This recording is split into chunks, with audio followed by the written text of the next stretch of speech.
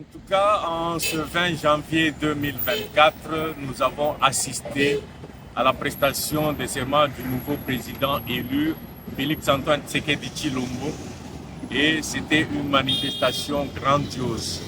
18 chefs d'État en fonction étaient présents. 4 chefs anciens présidents étaient là.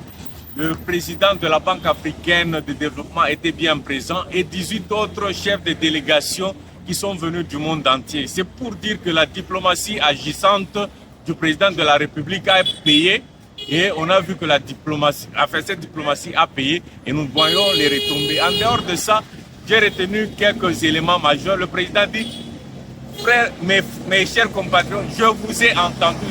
Pendant la campagne, le président fait le tour de toute la RDC. Il a entendu les cris des Congolais et il va répondre.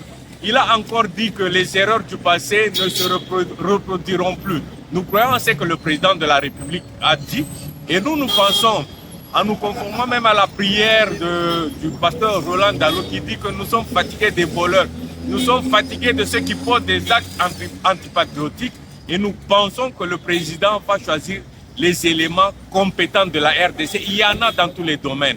Nous pensons que le président va prendre les gens qui aiment le Congo, pas ceux qui pratiquent le tribalisme, pas ceux qui ne pensent qu'à leurs propres intérêts, aux intérêts de la famille. C'est vraiment en cela, c'est là que le Congolais l'attend, dans le progrès social, la stabilité monétaire, la stabilité de l'économie, la diversification de l'économie. Autant de choses que le président a promis et nous pensons qu'il va le faire.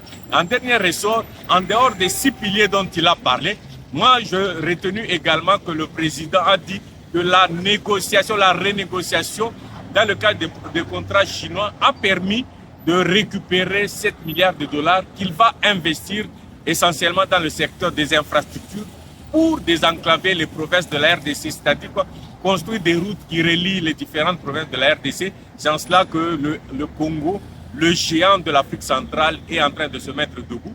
Et j'invite tous mes frères, comme je l'ai dit dans mes précédentes vidéos, que nous devons nous unir comme un seul homme pour nous mettre résolument au travail, bouter dehors l'ennemi, travailler à l'intégrité territoriale et pour le bonheur de tout le peuple congolais. Pourquoi pas, j'ai dit je vous remercie.